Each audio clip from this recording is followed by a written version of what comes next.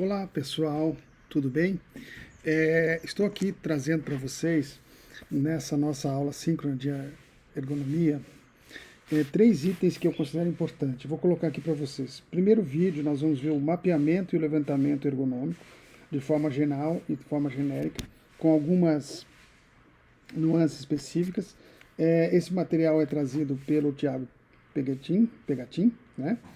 Que é uma pessoa que eu já fiz alguns cursos e aconselho quem de vocês queira, e acho interessante. Então eu fiz o quê? Uma síntese, né, dessas 3 aulas. Então a primeira delas é o mapeamento e levantamento ergonômico, a segunda delas é a avaliação qualitativa dos riscos, né, algo mais substancial para essa parte da ergonomia 1, e por último a avaliação de iluminação, tá? Então, eu vou colocar na sequência para vocês nesse vídeo, e à medida que que vocês forem assistindo, vocês vão ter a noção do todo, né? E esse todo vai colocar depois vocês à frente de um exercício que nós vamos fazer mais ao final, ok? Numa próxima aula, ok? Muito obrigado.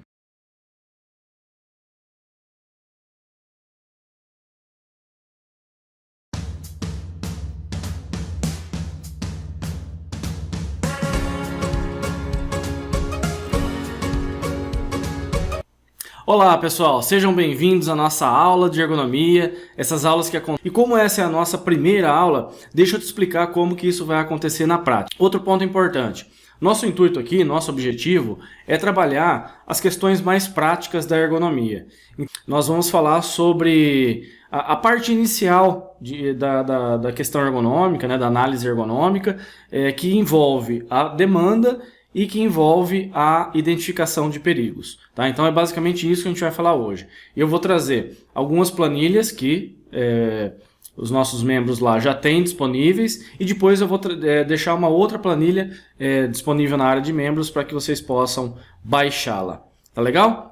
Então, para quem não me conhece ainda, né, meu nome é Thiago Pegatin, eu sou professor e ergonomista desde 2005 e eu ajudo, né, ergonomistas, ajudo os profissionais a atingirem a alta performance, isso é, gerar mais resultados na metade do tempo. Mas a gente só consegue fazer isso se nós tivermos instrumentos, se nós tivermos metodologias, e é basicamente esse o nosso intuito. Tá? Então, essas nossas aulas de quinta-feira, elas terão esse objetivo de trazer aplicações mais práticas para vários conceitos que nós temos já em ergonomia. Tá legal? Então, vamos lá para nossa aula. Aqui então, esse é o nosso escopo de avaliação. Nossa análise ergonômica do trabalho, ela é baseada em 4 etapas. Tá? Então nós temos na etapa 1 o mapeamento inicial, na etapa 2, as avaliações qualitativas, na etapa 3, as avaliações quantitativas e, por último, o plano de ação, que seria a etapa 4. Nessa aula de hoje, o que nós vamos focar? Exatamente aqui, ó, nesse mapeamento inicial, tá? No entendimento da demanda, na elaboração dos grupos homogêneos de exposição e também na identificação dos perigos. Nós não vamos aqui fazer descrição de tarefas, requisitos técnicos, que isso é basicamente você ir para a empresa, fazer essa verificação, né? Pegar todo tipo de documento que é importante para a sua análise, para a sua avaliação. Então hoje nós vamos focar justamente aqui, ó, nesse entendimento da demanda e na identificação de perigos. Ao longo das nossas próximas aulas, nós vamos trazer também a aplicação de algum questionário, ferramentas, métodos que nós temos lá dentro da academia do ergonomista. Tá legal? Então nós não vamos hoje falar sobre essas questões relacionadas à mensuração, a diagnóstico, a plano de ação e assim por diante. Tá legal? Então vamos lá. Deixa eu só ajeitar aqui.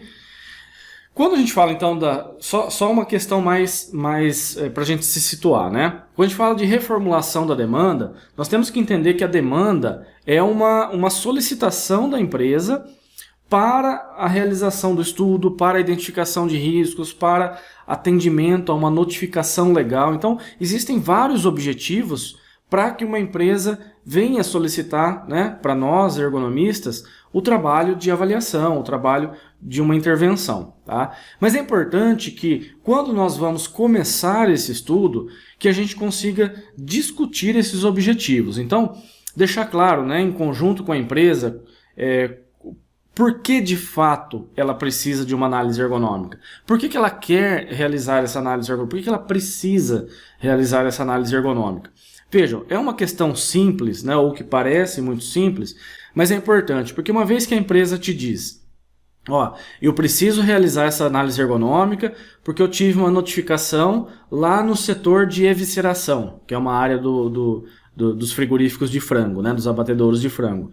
Então significa que, por mais que eu vá realizar a avaliação na empresa como um todo, a demanda oficial, a notificação, foi relativa ao setor de evisceração. Então eu tenho que ter um olhar lá diferenciado, se possível começar lá a minha avaliação, porque se eu não identificar os motivos que levaram a essa notificação, eu não vou conseguir atender a demanda da empresa.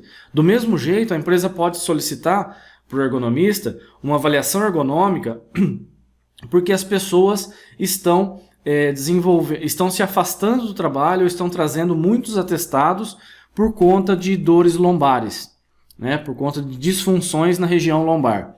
E aí, se eu fizer toda a minha avaliação, ela pode estar metodologicamente adequada, ela pode estar linda, maravilhosa, mas se eu não responder a essa demanda da empresa, por que as pessoas estão se afastando do trabalho por conta de dores lombares, eu não consegui atender essa demanda da empresa. É a mesma coisa de alguém chegar para você e falar assim, ó, ô Thiago, eu queria comprar um microfone para poder fazer melhor essas transmissões aqui. Você me ajuda? Eu falei, não, claro, eu ajudo. A gente conhece, né, sobre microfone, conhece sobre câmera, iluminação.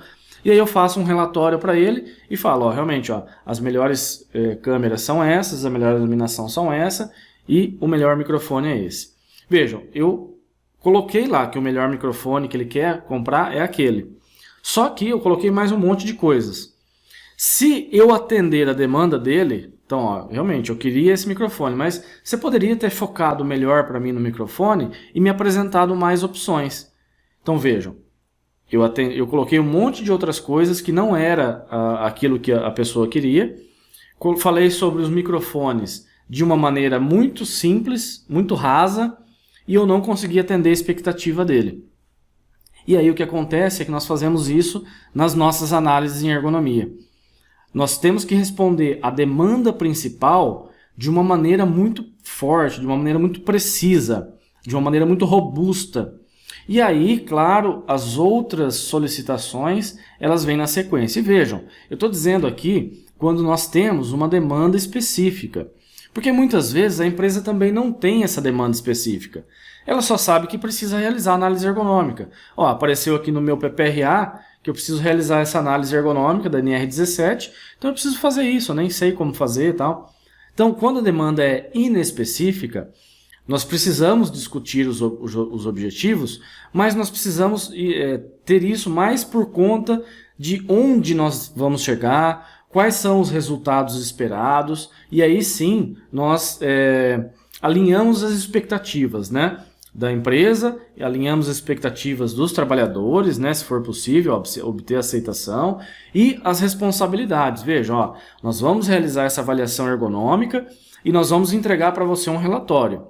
A implementação disso, o resultado prático disso, as intervenções, são de responsabilidade da empresa. Isso é sempre, tá, pessoal? E é importante que isso fique claro, tanto no seu relatório, que você discrimine lá quais são as responsabilidades suas, né, como prestador de serviço, e da empresa, que foi a contratante, e é importante que isso também fique claro para a empresa numa primeira reunião, sobre quais são as ações possíveis, qual é o desenrolar o resultado da avaliação ergonômica. E aqui nós vamos ter um diagnóstico que eu chamo de nível 1. Nós vamos ter uma primeira imagem, uma primeira ideia de tudo aquilo que nós precisamos realizar na empresa, de tudo aquilo que nós precisamos desenvolver enquanto ergonomistas. Tá legal? Então, continuando. Eu coloquei aqui alguns exemplos, né? Eu costumo deixar essa tabelinha, mas é para que vocês transformem isso, se for o caso, realmente num checklist, tá? Se for o caso, eu até vou fazer isso, tá, pessoal? Eu até vou fazer isso. Eu vou criar um checklist com esses itens aqui, que a gente já passou nas nossas aulas e que eu estou apresentando aqui para vocês. E eu vou deixar esse checklist também lá na área de membros para que vocês possam fazer o download, tá legal? Esse checklist para que você possa identificar realmente quais são os setores existentes, as funções, só para você ticar, ó, isso eu já fiz, isso eu não coletei ainda, isso eu não vi. Não para que você possa ter um material gigantesco nas mãos, mas para que você possa realmente entender, ó, isso aqui eu já fiz, check, para que você possa entender e acompanhar com a maneira mais efetiva, tá legal? Então aqui, ó, os setores, né, as funções, os objetivos de curto, médio e longo prazo. Veja, parece uma coisa boba, tá, pessoal? Mas é importante entender o objetivo da empresa e alinhar a nossa análise ergonômica com essa questão. Eu já contei isso algumas vezes, não sei se quem já ouviu, né, vai ouvir novamente, mas quem nunca ouviu, eu já prestei serviço para uma empresa, um frigorífico de aves, e nós estávamos fazendo avaliação do setor de evisceração. Era uma avaliação bem particular. A gente estava avaliando, por exemplo, a questão de força manual das pessoas de manhã e à tarde, para ver se ao longo do dia as pessoas perdiam muita força decorrente da sua atividade de trabalho. Nós estávamos fazendo também a coleta na segunda-feira e na sexta-feira, então isto é, no início da semana e no final da semana, para ver se ao longo da semana também tinha perda de força. Então a gente fazia dinamometria manual, a gente também fazia avaliação de dor, para ver se isso era pertinente, né? E nós tivemos resultados muito legais, tá? Só para você, resumidamente, para vocês terem uma ideia, isso foi inclusive tese do meu mestrado, né? Quem quiser saber um pouquinho mais, basta colocar aí na busca aí, mestrado Thiago Pegatin, vocês vão encontrar essa dissertação minha, né? Como eu disse, ela foi alvo justamente desse estudo, mas o que a gente percebeu foi muito interessante. As pessoas, elas tinham essa perda de força ou a avaliação de dor, ela era mais acentuada, principalmente quando as pessoas começavam a trabalhar. Então, nos 3 primeiros meses, mais ou menos, as pessoas tinham mais dor e tinham uma perda de força acentuada. Depois de 3 meses, até mais ou menos um ano e meio, isso se estabilizava. Então, as pessoas não apresentavam mais os sintomas, elas não apresentavam mais essa perda de força. E lá, perto de 2 anos quase de atuação na empresa, ela começava de novo a sentir os efeitos. As dores começavam a aumentar, a perda de força se acentuava em algumas pessoas, e a gente chegou à conclusão que realmente o corpo tinha uma fase de adaptação, enquanto estava se acostumando com aquela nova atividade, com os movimentos, as posturas. Depois de um tempo em que ele já estava acostumado, né, tinha o efeito de acomodação, a pessoa trabalhava, né, naturalmente, só que depois de um tempo o corpo começava a não aguentar, o ritmo era intenso, aplicação de forças, então ele começava de novo a sentir, a ter esses sintomas. Então foi muito bacana. E vejam, você pode me perguntar, nossa, Thiago, então esse estudo realmente trouxe resultados muito bacanas lá para a empresa, né? Pelo contrário, quando a gente acabou esse estudo, eu entreguei lá para o Tec Segurança na época, ele falou assim, Thiago, infelizmente eu recebi a notícia que o setor de evisceração ele vai mudar todo, ele vai sair daqui, ele vai para um outro lugar. Vejam, depois de tudo isso feito, depois de tudo isso pronto, o setor mudou de lugar e todo aquele trabalho que a gente tinha feito praticamente foi perdido. Por que nós não... talvez uma coisa ou outra pudesse ter sido aproveitado, mas aí muda o número de pessoas, muda o ritmo, muda tudo. E por que nós tivemos esse resultado ruim? Porque nós não fizemos esse alinhamento aqui, ó, os objetivos de curto, médio e longo prazo da empresa. A gente não estava alinhado com a estratégia, não sabia exatamente o que ia acontecer. E a empresa também não nos passou essa informação. Então, foi um trabalho muito legal, muito bem feito. Academicamente ficou bacana, só que na prática não trouxe nenhum resultado. Justamente porque tudo mudou. Tá? Então é importante, né, ó, a estrutura, né, quanto mais dados nós tivermos para iniciar, melhor. Ó, indicadores de saúde, extremamente importante, tá, pessoal? Procurar realmente o número de afastamentos, se há rotatividade muito alta de pessoas, se há afastamentos, quais são os motivos desse afastamento, né? As patologias mais incidentes, registro de queixas, tratamentos, enfim. Como eu disse, quanto mais dados, melhor vai ser o nosso resultado, melhor vai ser o desenrolar da nossa avaliação ergonômica. Tá legal? E aí, nós podemos coletar isso de diversas formas, né? Como eu disse, eu vou traduzir isso, né, num checklist para que vocês possam entender, ó, isso eu já fiz, mas é importante, tá? Que mesmo de posse desse checklist, nós tenhamos uma avaliação bem precisa do corpo documental da empresa, ó, principalmente o PPRA e o PCMSO, e na instituição do Programa de Gerenciamento de Riscos, né, do GRO, o PGR, o GRO, esse vai ser o documento que nós temos que avaliar e estar sempre consultando. Esse documento vai ser o norteador da nossa atuação para avaliação de riscos. Se tiver manual de produção, né, consultar a literatura, de repente você vai trabalhar na área metalúrgica, você já encontra várias coisas lá, né, numa montadora, já encontra vários trabalhos realizados. Você vai trabalhar num hospital, você vai encontrar já vários artigos publicados sobre o assunto. Então, é sempre importante ter essa consulta à literatura. E a questão legal, né?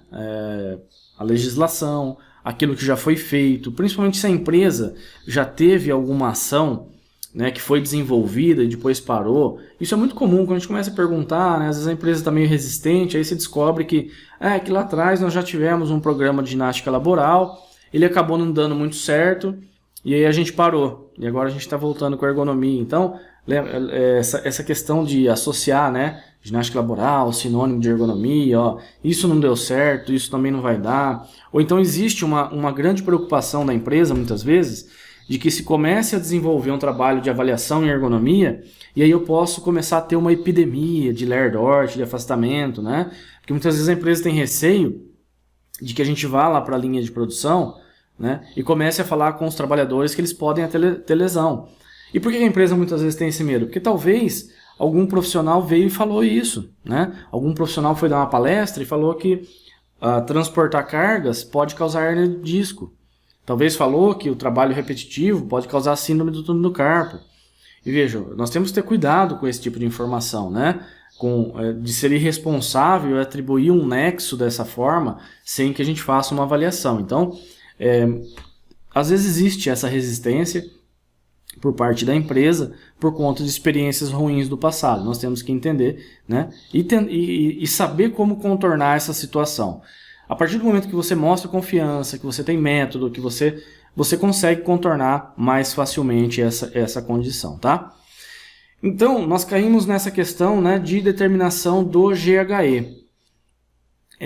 Talvez o primeiro ponto, quando a gente vai definir em termos práticos onde a gente vai avaliar, quantas são as pessoas, é a gente criar esses GHEs. Se for possível, tá, pessoal? Se é possível nós termos grupos de avaliação, quanto mais grupos nós criarmos, nós conseguimos determinar, melhor vai ser a nossa análise, mais otimizada vai ser a nossa análise. Menos tempo eu vou gastar elaborando o meu relatório. Só que veja, eu tenho que tomar um pouquinho de cuidado, porque os grupos que já existem normalmente lá no PPRA da empresa, eles não servem, na maioria das vezes, para ergonomia. Muitas vezes em ergonomia nós nem conseguimos criar os grupos homogêneos de exposição. Mas uma vez que eu consigo, eu vou lá e crio. Eu vou dar um exemplo para vocês, né? Vamos supor que você tenha, novamente o exemplo do frigorífico. Você tem lá 10, 15 pessoas que trabalham no corte da coxa. O corte da coxa é praticamente a mesma atividade. É a mesma atividade para todas essas 10, 15 pessoas. Então essas pessoas elas formam um grupo homogêneo de exposição. Pode ser que você tenha, por exemplo, numa linha de embalagem, em uma linha você tem frascos, por exemplo, de óleo de 1 litro da marca A, na outra linha você tem frascos de 1 litro da marca B, e na terceira linha você tem frascos, né, de óleo de motor, por exemplo, que eu estou dizendo, da marca C. Então, cada linha é responsável por envasamento de uma marca.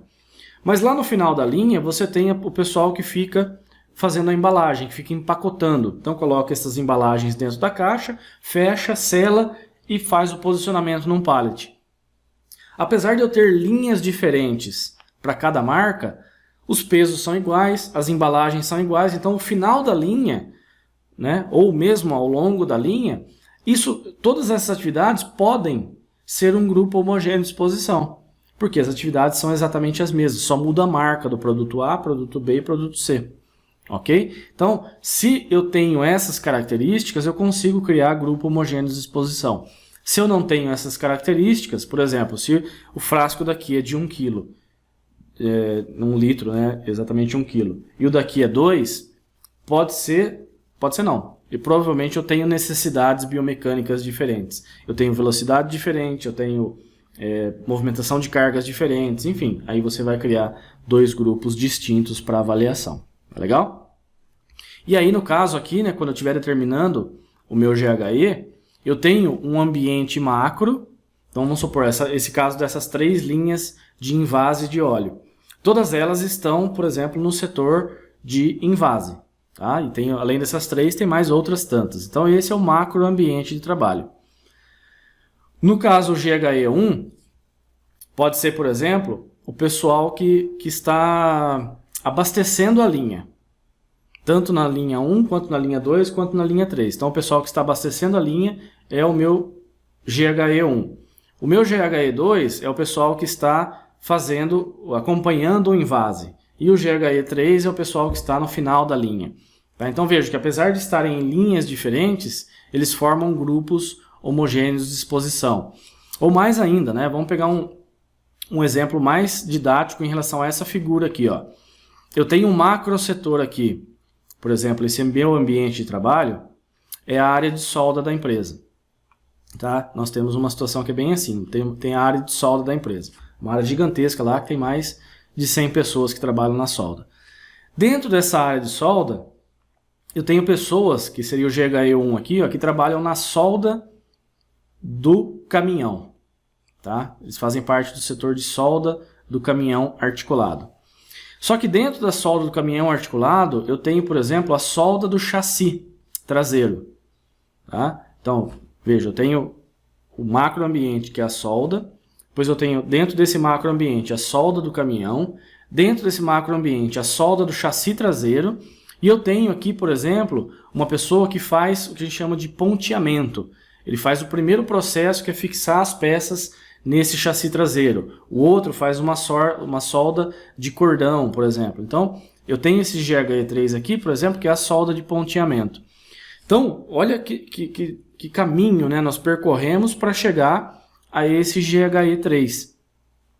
E talvez, né, para a segurança do trabalho, esse setor de solda como um todo, as necessidades são as mesmas, em termos de avaliação de temperatura, de ruído, de radiações e assim por diante. Para nós, em ergonomia, a solda do ponteamento é diferente, por exemplo, da solda de cordão, tá? Porque as necessidades são diferentes. Ela é diferente da solda da porta do caminhão. O cara trabalha em pé o dia todo, no outro ele trabalha sentado.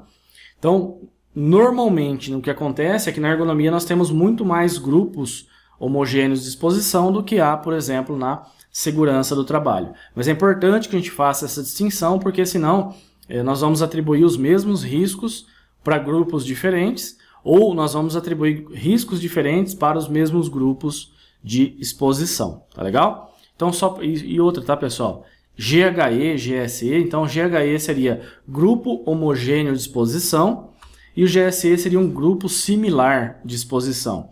Na planilha dos nossos alunos, inclusive, tanto do curso de análise ergonômica, né, ou do curso da ergonomista ISO, onde você utiliza alguns formulários, muitas vezes na planilha também está WA, que é Work Area. Tá? Então, Work é a área de trabalho, seria basicamente a mesma coisa que GHE. Tá legal? Então é importante que a gente faça essa distinção. E aqui eu tenho outro exemplo, né? O setor de montagem, eu posso ter lá a montagem de caminhões, a linha de montagem da cabine e chegar lá a montagem do banco do caminhão. Existe um posto de trabalho lá que só faz a montagem do banco. Existe um outro posto de trabalho que só faz a montagem, faz só a fixação da fiação interna. Cada uma dessas atividades é uma atividade distinta para nós em ergonomia, tá legal? E normalmente, como eu disse, na segurança, talvez isso possa fazer parte de todo um grupo homogêneo de exposição. Eu trouxe aqui para a gente poder exercitar um pouquinho essa nossa capacidade de identificação de perigos. E aí, pessoal, é muito importante que a gente faça o seguinte, tá? Na nossa metodologia, tanto como eu disse, no curso de análise ergonômica do trabalho, quanto no curso de ergonomista ISO, nós temos basicamente 2 formulários que vocês podem utilizar. Um que é de coleta de campo de análise ergonômica e que tem os itens do E-Social, tá? Ou você pode usar a ISO TS 20646, que é uma ISO voltada para a identificação de perigos também e que nós temos ela já numa planilha, tá? Então, só para a gente entender, né? Eu vou colocar aqui a planilha para nós. Então aqui, pessoal, essa seria a planilha, né, que nós utilizamos. Vocês têm ela no Excel também, né? Mas a planilha de coleta de campo. E essa aqui é com base em todos os riscos do E-Social. Então, quando você estiver fazendo seu mapeamento e você passar pelo setor, quando a gente faz a identificação de perigos, para dizer se há ou não perigo, é basicamente uma resposta de sim ou não, tá? Então, por exemplo, existem posturas incômodas naquela atividade, quando você está passando, está observando? Existe movimentação de cargas? Existe, por exemplo, vibrações que devam ser investigadas? E se existem, nesse caso aqui da planilha, a gente até coloca uma gradação de exposição. E você pode perguntar para o gestor da área, né, ou para os trabalhadores, se, por exemplo, tem atividade lá de movimentação manual de cargas. Ela acontece muitas vezes ao longo do dia, né? Ela acontece o dia inteiro, e aí você pode fazer a gradação aqui de acordo com o tempo de exposição. 1, 2 ou 3, tá? Então, 1 seria uma exposição muito baixa, 2 uma exposição moderada e 3 seria uma exposição mais elevada, tá legal? Então você vai basicamente anotar, ó. Então existe postura incômoda, se o trabalhador trabalha sentado ou em pé por longos períodos, se tem o transporte manual de cargas e assim por diante, tá? Então você vai anotar aqui e aqui na frente tem um campo de observação. Então, por exemplo, ó, tem a ação de empurrar e puxar cargas. Isso acontece o dia inteiro, então, por exemplo, 3, e aqui na frente, ó, o trabalhador tem que empurrar as caixas de frango das coletas de frango que caem pela calha transportadora, tá? Que é basicamente o que a gente vai ver ali no vídeo, tá bom? Então aqui você faz esse mapeamento. Vejam, a importância de ter um mapeamento é muito grande. Pode ser que você passe em algum setor administrativo, por exemplo, e você identifique que a pessoa já tem lá monitores com regulagem de ajuste, cadeiras com regulagem, espaço na mesa. Então, a princípio, tudo está adequado. Você já pode, dentro dessa avaliação de risco inicial, partir para a ação. Então, por exemplo, ó, você não identificou riscos importantes que precisam ser aprofundados, mas essa atividade lá na frente você já vai sugerir que quando tiver que trocar equipamento, por exemplo, que ele atenda as NBRs específicas para mesas e cadeiras e que você tenha treinamentos e orientação de uso desses equipamentos para os trabalhadores. Então veja, você já vai para a ação. Olha só, se a empresa já fez toda essa adequação de mobiliário da empresa, que a grosso modo é a parte mais que vai trazer mais desconforto aos trabalhadores. Vejam, isso não significa que num segundo momento você não vai avaliar, tá, pessoal? Que você não vai entender, por exemplo, as demandas cognitivas, que você não vai entender as relações de trabalho e assim por diante. Mas você já pode partir para a ação num primeiro momento. Então, nessa análise prévia, se você tem lá 20 setores que atendem, 20 funções que atendem essa necessidade, né, ou que já estão adequados a essa primeira etapa de verificação, você também reduz o número de postos que você tem que avaliar significativamente, tá legal? Então aqui seria essa avaliação do com aquele questionário nosso do e-social. Então você vai passando, como eu disse, é basicamente sim ou não, e faz uma observação ali do que existe naquela tarefa de trabalho. Outro instrumento, né, eu vou aqui aumentar para ficar um pouquinho mais fácil de vocês visualizarem. E vou tirar aqui também. É um instrumento de avaliação da ISO TS 20646, que é, como eu disse, basicamente também um instrumento. Ela tem outros, né, checklists, a gente não vai abordar hoje, né, esses outros checklists, mas nós vamos entender que aqui a resposta também é sim ou não. E nós temos a divisão, né? Então a seção 1 aqui, ó, é focada nas horas e na concentração de trabalho, a seção 2 no tipo de trabalho, a seção 3 nas posturas e movimentos, a seção 4 no espaço, né, de trabalho e fatores da tarefa, a seção 5 nos fatores psicossociais e a seção 6 nos fatores do meio ambiente. Então, como eu disse, como a resposta é sim ou não, então ó, a jornada de trabalho, né, ela é longa, mais de 8 horas por dia. Se sim, você coloca, se não, você coloca não, tá? E a gente vai ver aqui ao lado que nós vamos ter um gráfico sendo formado ali. Os intervalos de pausa, né, o descanso, são insuficientes. Os dias de descanso, entre turnos, ó, se há menos de 11 horas de descanso, se acontece isso é item legal, inclusive, tá? Então é importante anotar aqui. Existe, né, atividades de levantar e carregar objetos pesados. Só que antes de preencher, então, vamos fazer o seguinte, ó. Eu trouxe, né, 2 vídeos para a gente poder avaliar, para a gente poder acompanhar e juntos para fazer o preenchimento desses perigos, tá? Então, melhor do que só falar com vocês, porque vocês têm isso, né, disponível. É só ver quais são os itens, como eu disse, e responder sim ou não. Mas aqui na prática, então, essa primeira atividade, eu vou colocar ela para rodar aqui.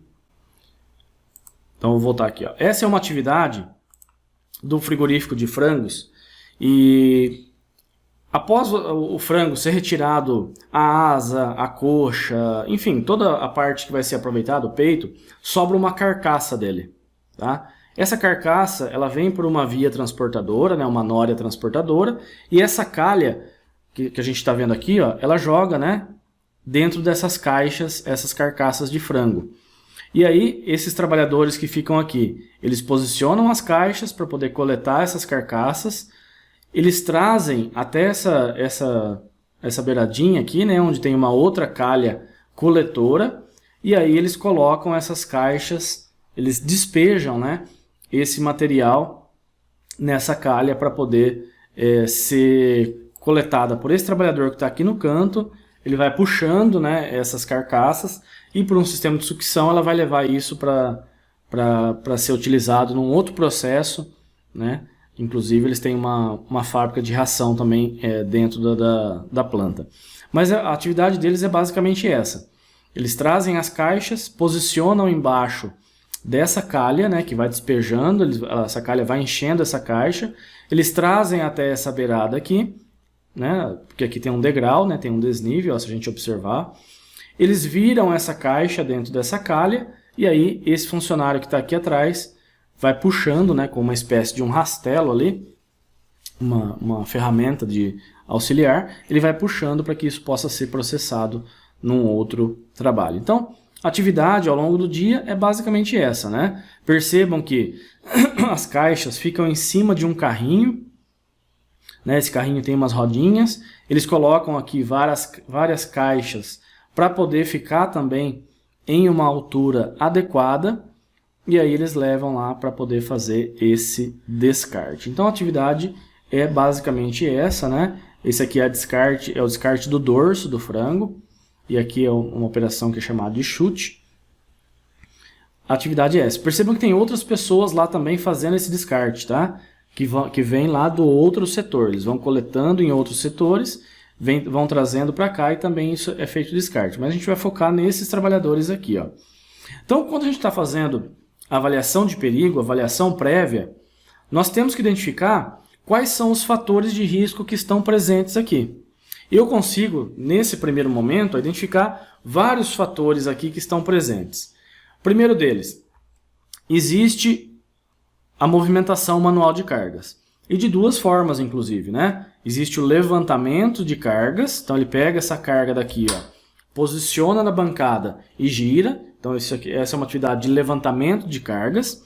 Existe, então aqui a calha transportadora, né, que eu disse para vocês, ó, que vai trazendo os frangos. Existe uma atividade de movimentação, atividade de empurrar e puxar cargas. Eles têm que empurrar esse carrinho até a beirada aqui para poder utilizar. Ah, mas esse aí não é um esforço importante, Thiago. Tudo bem. Perigo é sim ou não? Existe ou não? Porque o perigo ainda não é um risco, tá, pessoal? O mapeamento inicial, nós não estamos aqui ainda fazendo avaliação de risco. Nós só estamos identificando quais são as variáveis que nós vamos utilizar na nossa avaliação de risco, ok? Então nós estamos identificando, ó, então existe o levantamento manual de cargas, existe a atividade de empurrar e puxar cargas. Eu tenho aqui, inclusive, ó, atividades com risco de acidente, né? Porque eu tenho um desnível aqui, em que o trabalhador tem que pegar a caixa e muitas vezes ele desce com essa caixa nesse desnível. Então eu tenho também um risco de acidente, que apesar de não ser ergonomia, muitas vezes nós apontamos porque isso interfere diretamente na sobrecarga dele. Para que ele não caia, para que ele tenha uma atenção redobrada, muitas vezes ele faz mais esforço, tá? Então é importante que a gente tenha isso. E aqui nós vamos ter vários outros perigos. O chão pode ser, sendo liso, também tem o risco de queda. Aqui, se o ambiente for, nesse caso não é, mas se for muito gelado, muito úmido, a gente vai ter que fazer avaliação, enfim, mas a grosso modo, nessa primeira vista, nós vamos identificar aqui então que existe o perigo relacionado à atividade de empurrar e puxar cargas, nós temos o levantamento de cargas e nós temos um risco de acidente decorrente do piso, porque tem um desnível e ele também é escorregadio, tá? Então, basicamente, esses três fatores. Ah, Thiago, tem outros? Pode ser que sim, é provável que tenha, tá, pessoal? Mas é claro que só observando um vídeo não dá para a gente fazer, né, a avaliação mais completa. Lá na atividade real das pessoas, a gente consegue fazer uma avaliação mais precisa. Mas aí, de qualquer maneira, então, eu identifiquei que há esse tipo de risco aqui nessa atividade. O que nós vamos fazer? Como disse, a jornada de trabalho, né, nós não temos esses outros itens que vão ser feitos, né, lá na análise da demanda, os setores, qual é a jornada, quais são as pessoas, enfim. Nós vamos ter basicamente aqui então, ó, levantamento de cargas e objetos pesados. Eu não vou preencher todos não, tá, pessoal? Mas vocês podem preencher todos os como não e só sim aqueles que são mais importantes. Então, nós temos forças acentuadas. Eu não sei se a força é acentuada, mas eu vi que existe. Então, eu vou marcar aqui como sim, porque é um perigo que eu vou investigar. O trabalho monótono ou repetitivo é talvez um item que pode ser feito. Eu não vou anotar aqui, porque lá na coleta prática, no ambiente de trabalho, isso fica mais evidente, né? Posturas desconfortáveis, tal, caminhando de longa duração, vamos lá, espaço de trabalho, aqui ó, piso escorregadio e ou irregular, tá? Então a questão do piso que a gente encontrou, tanto ele pode ser escorregadio como é de fato, quanto a irregularidade em relação ao desnível, né? Isso pode ser um fator de risco que está relacionado aos acidentes de trabalho. E aí nós podemos ter um gráfico, né? Nós teremos um gráfico mostrando para a gente aquilo que é mais importante, tá? Mostrando para a gente aquilo que é fundamental. Então, nesse caso aqui, eu tive 2 itens do tipo de trabalho e eu tive um item dos fatores psicossociais para ser investigado. Tá legal? Vejam que eu tenho aqui uma facilidade muito importante, muito interessante, que é relacionado ao entendimento de onde eu preciso aprofundar a minha análise. Ao entendimento de onde eu preciso atacar, de fato, aprofundar os meus estudos. Porque se você estiver numa empresa de grande porte, É pouco provável que você consiga avaliar tudo de uma vez só. As atividades elas têm que ser priorizadas. Eu preciso entender onde eu preciso atacar primeiro. Isso, inclusive, vai ser objeto de estudo na nova NR17. Nós teremos que fazer uma análise prévia da situação de trabalho e, a partir disso, nós vamos aprofundando onde é mais importante. Tá legal? Deixa eu voltar aqui para o meu PowerPoint, porque nós temos uma outra atividade aqui. Tá? Então, nesse caso aqui, nós temos uma operadora que está no corte da coxa do frango. Então, a Nória está passando, né, transportando os frangos, ela está fazendo um corte da coxa do frango. E percebam, né, que nessa atividade o tempo de ciclo é bem curto, né, então passa ali frango a todo momento, então a cada movimento, cada atividade dela, ela tem ciclos repetidos, muito importantes. Esse aqui é um segundo operador, ó, veja que ele já faz diferente, porque ela tira a coxa do lado esquerdo, ele está tirando a coxa do lado direito. Então ele precisa fazer uma pega, né, diferente para poder fazer a retirada da coxa do frango. Então, quando eu estou avaliando, nesse caso aqui, os perigos, todos eles para mim são um grupo homogêneo, mas vejam que eu tenho uma particularidade que eu não posso deixar passar na minha avaliação. Que para o corte da coxa direita, a necessidade vai ser uma, né, ou a necessidade é mais evidente de uma forma, e para o corte da coxa esquerda, essa necessidade é evidente de outra forma.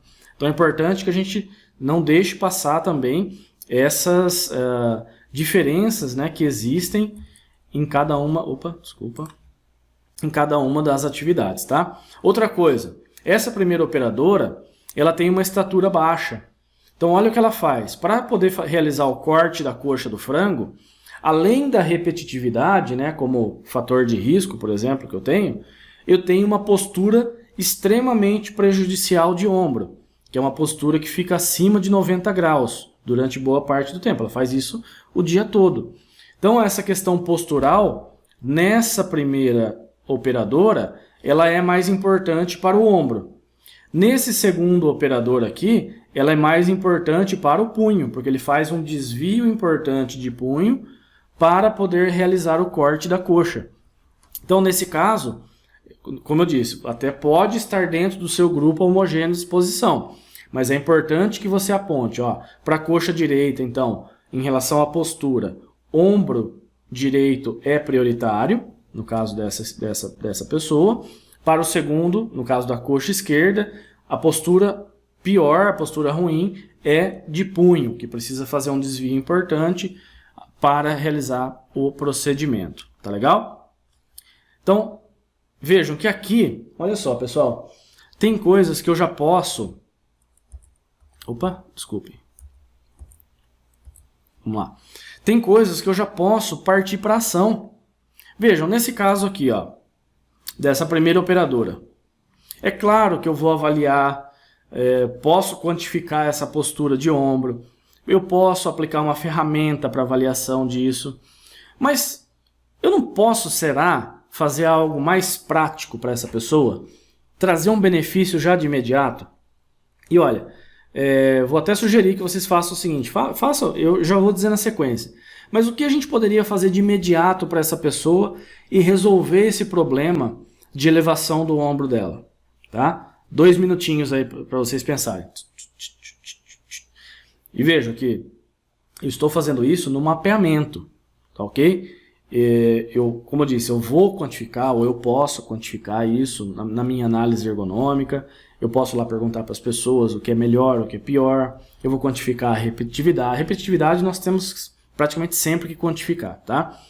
Mas nesse caso, então, não vou esperar 2 minutos, vamos lá. O que a gente pode fazer para resolver... passei de novo. O problema da elevação de ombro. Vejam, se eu já colocar uma recomendação aqui na minha avaliação prévia, para que essa pessoa tenha um suporte que ela possa subir, e um suporte adequado, tá, pessoal? Que não seja estreito, que tenha risco de queda, um suporte que seja, por exemplo, de metal, por conta das questões de vigilância sanitária, né, do ambiente, mas um suporte que ela possa subir. E aí, se ela subir, esse ombro naturalmente vai para baixo, né? Ela não vai precisar fazer a elevação de ombro para poder realizar a sua tarefa. Então veja, eu preciso esperar 3 meses, 6 meses, fazer toda a minha avaliação ergonômica para partir para a ação nesse caso? Não, pessoal. Nesse mapeamento inicial, nós já podemos colocar várias recomendações desse tipo aqui, que são simples. Ah, Thiago, mas eu não sei a altura exata que eu vou ter que colocar. Não tem problema. Coloca ali uma recomendação de que esse suporte tenha que ser suficiente para que ela fique igual esse cara aqui, por exemplo. Ó. Tá vendo que o ombro dele fica alinhado ao tronco? Eu praticamente não tenho flexão, eu não tenho elevação de ombro para a execução da tarefa. Então você já pode, nesse mapeamento de risco, colocar algumas sugestões práticas para resolver o problema das pessoas. Tá legal? Eu acho isso fundamental, pessoal, porque a gente já vai fazendo um mapeamento onde eu já vou direcionando para a ação. Eu cada vez mais, quando a gente faz assessoria, muitas vezes na análise ergonômica você não tem espaço para fazer isso, tá? Mas num programa de assessoria isso é mais tranquilo, é mais fácil da gente desenvolver. Então, na assessoria eu não preciso estar elaborando laudos técnicos a todo momento. Eu não preciso estar elaborando análise ergonômica do trabalho a todo momento, mas eu preciso atender a legislação, documento oficial para isso, e as intervenções, elas tendem a ser muito mais focadas dessa maneira.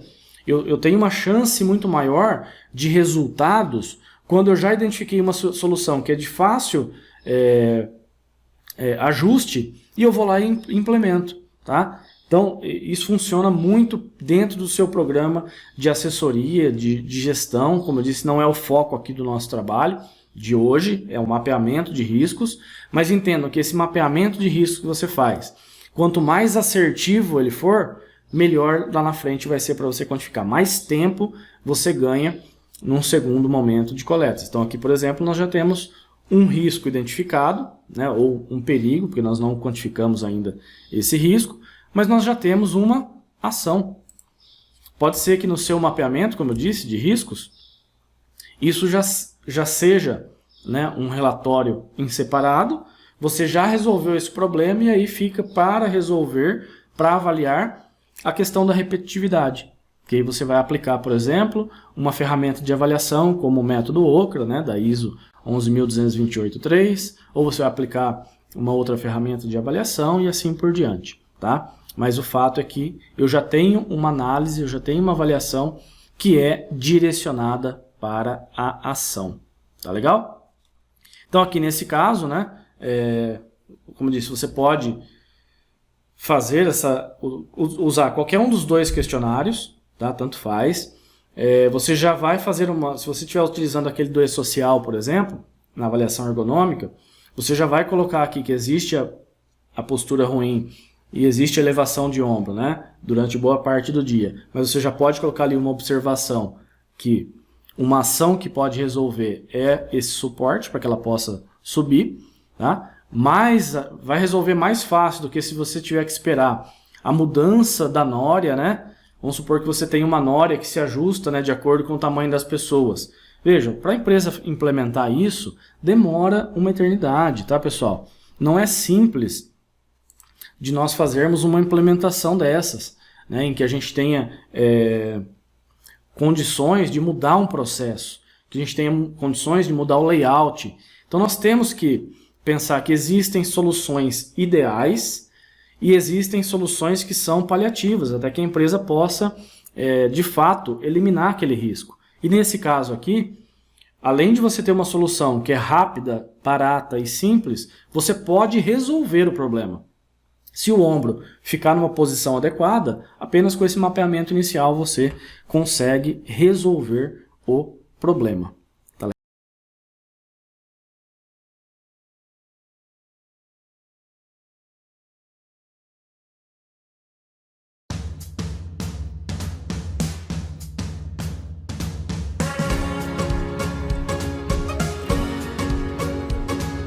Olá, seja muito bem-vindo, seja muito bem-vinda à nossa segunda aula de ergonomia, nessa série que a gente está produzindo conteúdos voltados para a prática do profissional, tá legal?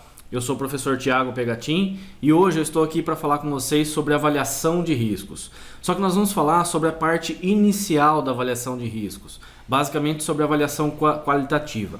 Só que nós vamos pegar os dados da nossa análise ergonômica, todas aquelas avaliações, os fatores que você identificou na análise da atividade real das pessoas, passando pela tarefa, e traduzir isso em uma forma sistemática. Nós vamos traduzir cada um dos aspectos que você identificou em perigos quantificáveis, isso é, vamos determinar quais são as variáveis de avaliação e desse modo a gente começa a deixar a nossa análise ergonômica mais organizada, principalmente a nossa avaliação de riscos mais organizada. Então, vamos começar já para nossa avaliação. Então primeiro nós vamos falar sobre a teoria por trás disso, apresentar os aspectos mais importantes e logo em seguida nós já vamos para a planilha. Tá? Vou mostrar lá na nossa planilha de avaliação de análise ergonômica como que nós vamos preencher cada um dos fatores de risco dentro da nossa sistemática. Tá legal? Então vamos lá. Bom, para quem já assistiu nossa aula passada, nossa primeira aula, nós falamos basicamente sobre o mapeamento inicial. Então nós ensinamos como realizar uma avaliação inicial, um mapeamento de riscos ergonômicos, né, que está muito atrelado à nossa identificação da demanda, à nossa elaboração dos grupos homogêneos de exposição. Então eu já estou supondo que você sabe realizar isso, você já tem os instrumentos adequados para realizar esse primeiro passo. E hoje nós vamos falar aqui dentro das avaliações qualitativas, especificamente sobre a identificação de perigos e riscos. Como eu disse, a gente não vai falar todas as etapas da análise da atividade, da tarefa. Nós vamos focar especialmente nesse ponto para que a gente consiga aprofundar, para que a gente consiga fazer na prática com vocês e demonstrar como que é possível de realizar isso nas suas avaliações em ergonomia. Tá legal? Então essa aqui é o nosso fluxo de informações da análise ergonômica, né? Basicamente o nosso passo a passo. E hoje nós vamos falar aqui sobre os perigos e riscos, tá legal? Primeira coisa, quando a gente fala de perigo e risco, avaliação de perigo e risco ou identificação de perigo e risco, são termos que são comuns para as empresas que têm um sistema de gestão de saúde e segurança do trabalho, ou um sistema de gestão da qualidade, por exemplo, um sistema de gestão ambiental. Essas empresas que possuem certificações ou regem, né, os seus sistemas de gestão por essas normas, né, por essas certificações, isso já é mais comum. Para as empresas, para os profissionais que não estão tão acostumados, é muito comum confundir o perigo com o risco. E aqui vamos fazer essa distinção, né? Porque nem todo perigo ele vai se traduzir num risco que precisa ser tratado, num risco que que nós precisamos ter uma atitude, né, ou ter um plano de ação para ele. O perigo ele é uma fonte potencial de dano. Se a gente tomar como base essa definição, né, das normas de gestão, nós estamos falando basicamente de uma possibilidade. Então, quando eu estou passando lá no ambiente de trabalho e eu vejo um trabalhador que faz uma elevação de ombro, muitas vezes, na nossa análise ergonômica, nós já colocamos isso como um risco ergonômico. Na nossa metodologia, isso será traduzido como um perigo. Por quê? Esse perigo, nós vamos classificá-lo como uma variável de estudo, isto é, nós vamos selecionar esse ponto para aprofundar no nosso relatório e a partir daí nós vamos quantificá-lo sempre que possível, seja pelo nosso método, seja com alguma ferramenta de avaliação. Mas é importante que eu entenda que não é simplesmente porque eu tenho uma elevação de ombro que isso já é algo que demanda, né, um plano de ação. Pode ser que ele faça isso, por exemplo, uma vez por dia. Pode ser que ele faça isso durante 1 minuto ao longo de 8 horas de trabalho. Então, quando nós falamos do perigo, nós vamos identificar quais são esses fatores que estão presentes no ambiente de trabalho. E é basicamente aqui, levando a grosso modo, né, fazendo uma avaliação bem simplista, é uma resposta de sim ou não. Então, por exemplo, existe movimentação manual de cargas no ambiente de trabalho? Sim ou não? Se existe, é um perigo que eu vou identificar. Se não existe, é algo que eu já vou descartar, né? E já vou passar para as outras variáveis de análise. Mas é importante que eu utilize critérios lógicos. E o que eu quero dizer com critérios lógicos? Que eu tenha o mais...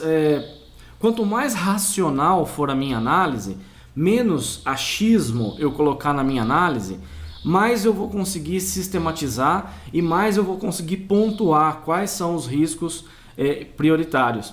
E a partir disso, as intervenções, né, o nosso plano de ação, ele fica muito mais fácil de ser colocado em prática. Então, o que eu digo quando utilizar critérios lógicos, significa que você vai realizar a sua avaliação da tarefa, a avaliação da atividade, né, vai entender realmente o que as pessoas fazem na prática, no dia a dia. Isso é fundamental. E a partir disso, eu vou extrair quais são as variáveis, isso é, quais são os perigos que nós vamos listar na nossa avaliação de riscos para que a gente possa chegar a um diagnóstico, E eu vou fazer isso item a item. Se é um fator de risco relacionado à postura, eu vou colocar lá na minha planilha de avaliação. Se é um fator de risco relacionado ao layout do ambiente, eu vou colocar na minha avaliação e assim por diante, tá? Nós podemos e devemos, inclusive, né, ter uma avaliação global, um diagnóstico global da atividade, mas quanto mais nós pontuarmos critério a critério, mais fácil vai ficar, como eu disse, da gente elaborar o nosso plano de ação e da empresa promover as intervenções necessárias no ambiente, tá legal? Então por isso que a gente vai fazer isso item a item. Então aqui alguns exemplos, né, de itens de verificação. Então, por exemplo, você está fazendo esse mapeamento inicial, ou você já fez esse mapeamento, né, e agora a gente está começando a aprofundar um pouquinho a sua análise. Então você identificou que existe elevação de ombro, então é um item que você vai proceder com a sua avaliação. Você identificou que o ambiente é ruidoso, você não sabe ainda se ele tem quais são os limites encontrados ali, né? Na verdade você não sabe quais são os decibéis que estão presentes ali na atividade, né? Se está acima do limite tolerável ou não. Você identificou que o ambiente é ruidoso. Você identificou, por exemplo, que existe movimentação manual de cargas. E assim por diante, né? Isso pode ser com risco de queda, por exemplo. Isso pode ser com iluminação, que você identificou que tem uma iluminação que está piscando lá, mesmo sem você realizar a avaliação quantitativa. Você vai listando aqui todos os itens, tem um ambiente muito quente, todos os itens de verificação. Então veja, você aqui, vamos pensar de maneira lógica, tá? Você já fez o mapeamento, esses itens foram levantados no seu mapeamento. Aqui, a partir desse ponto, né, quando a gente vai começar a quantificar os perigos, você também já deve ter na sua análise toda a parte descritiva já inserida na sua tabela. A descrição da tarefa, avaliação da atividade, se possível já coletou as imagens, né, os vídeos, já tratou no software. Então aqui nós vamos agora partir para traduzir toda essa avaliação qualitativa em pontos específicos que serão quantificados na sequência, tá legal? Então aqui a gente não está falando só do mapeamento, eu estou dizendo que nessa etapa você identificou quais são os perigos, né? Quais são esses potenciais problemas, e aí a gente vai traduzir isso de uma forma que seja mais fácil de entendimento, né, para a empresa, de uma forma que seja fácil para a gente criar inclusive indicadores de controle e que a gente consiga traduzir isso em dados mensuráveis, tá? Mesmo os itens que são puramente qualitativos de uma análise, nós vamos começar a traduzi-los em itens quantificáveis, tá legal? Então, importante, tá? O perigo não é o risco. O que nós queremos dizer com risco ergonômico? Já quando a gente fala que existe risco ergonômico, nós já estamos falando do diagnóstico.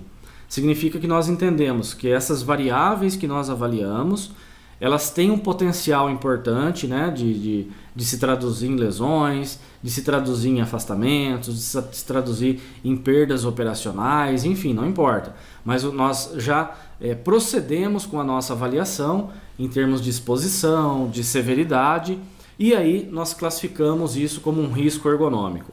Então, quando nós falamos do perigo, seria a inclusão da variável. Nós vamos entender a variável, né, o porquê as coisas estão acontecendo. Lá na frente, né, num segundo momento, nós vamos diagnosticar se há ou não risco ergonômico. E mais ainda, né, se há o risco ergonômico, se ele é baixo, moderado, se ele é alto, enfim, depende da classificação que vocês utilizam, tá bom? Então, aqui a nossa avaliação, ela deve remeter diretamente aos fatores de risco, às variáveis de análise. Por isso que quanto mais pontual, né, a gente conseguir extrair essas variáveis de análise, extrair esses perigos da nossa ergonomia da atividade, mais fácil vai ser para a gente traduzir isso em um relatório assertivo. E aí nós vamos avaliar cada perigo em separado. Então vejam, eu disse que a gente pode ter o nosso diagnóstico global, né, da atividade. Mas aí, quando a gente traduz isso em itens em separado, então nós vamos tratar como que a gente pode melhorar a questão de uma postura ruim que os funcionários apresentam no ambiente de trabalho. Como que nós podemos melhorar a questão da iluminação. Como nós podemos melhorar, enfim, cada um dos itens de avaliação. Dessa forma, a gente deixa a nossa análise mais assertiva. Nós temos uma tendência a conseguir mais resultados dentro do nosso plano de ação. Uma das dificuldades importantes que os gestores colocam, muitas vezes quando a gente vai fazer uma análise ergonômica, principalmente quando a gente está refazendo uma análise ergonômica, é que muitas vezes o ergonomista coloca uma recomendação que deixa a empresa num beco sem saída, né? Eu não consigo, por exemplo, até resolver aquele diagnóstico global da atividade, que pode estar relacionado, por exemplo, à repetitividade, a movimentação manual de cargas. Eu não consigo colocar isso dentro de um processo de melhoria contínua. A partir do momento que eu vou extraindo cada um dos perigos de forma separada, né, cada um dos fatores de risco elencados e classificados de maneira distinta, eu consigo colocar isso dentro de um plano realmente de ação e eu vou melhorando aos poucos. Então esse ano pode ser que eu não consiga trocar todo o mobiliário da empresa, mas eu posso começar ajustando, por exemplo, as bancadas, e aí eu vou ajustar a altura, melhorar a condição da coluna vertebral das pessoas. Num segundo momento, de repente, eu posso colocar o rodízio ou as pausas para interferir diretamente no risco relacionado à repetitividade, e assim por diante. Então, é por isso que é importante, né, a gente fazer esse exercício, que parece simples no início, mas quando o profissional começa a utilizar a metodologia, é muito fácil, né, confundir perigo e risco, né? Muitas vezes se traduz exatamente na mesma coisa. Então é importante que a gente faça esse tipo de exercício. E para isso, eu sugiro que vocês utilizem os dois instrumentos, né, que os nossos alunos, né, já têm disponível lá na plataforma, nos cursos, que é justamente a tabela, né, de coleta de dados do E-Social, né? Inclusive vocês podem encontrar isso no portal do E-Social. Ah, Thiago, mas a gente nem sabe se o E-Social vai ficar na ergonomia. Não tem problema. A divisão que foi feita lá dos fatores de risco é uma divisão que dá para aproveitar plenamente em qualquer análise que você vai realizar. Então é uma forma interessante de você entender quais são as classes de risco, né? Como eles são divididos e quais são os itens de avaliação que constam no E-Social. E o segundo instrumento é justamente a ISO TS 20646, que a gente falou, né, também na aula passada, que é relacionado a essa identificação de perigos, esse mapeamento inicial, e que agora a gente vai traduzir em uma avaliação qualitativa um pouco mais direcionada. Tá legal? E aí eu trouxe aqui para a gente poder fazer a nossa avaliação prática, para o nosso treinamento aqui, o foco principal dessa aula. Essa é uma atividade também no frigorífico e é chamado setor de marinados. Então, é onde você encontra, por exemplo, quando você vai no mercado e compra aqueles pacotinhos, né, de asinha de frango temperado, coxinha de frango temperado. Esse setor aqui é responsável por fazer esse tipo de produto, tá? Então aqui é onde o pessoal está fazendo a embalagem, né? Eles estão pesando e começando a fazer a embalagem. Tem um setor aqui antes onde o pessoal faz o tempero desse frango, né? Então eles estão temperando aqui e depois eles despejam com uma caixa nessa calha que está aqui embaixo. Então tá vendo que o pessoal está pegando, né, os pedaços de frango aqui embaixo, nessa calha, e está colocando nesses saquinhos. Então em frente aqui a eles tem uma balança, né, que é responsável, eles colocam ali, vão vendo o peso. Esses pacotinhos aqui são pacotinhos de 1 kg.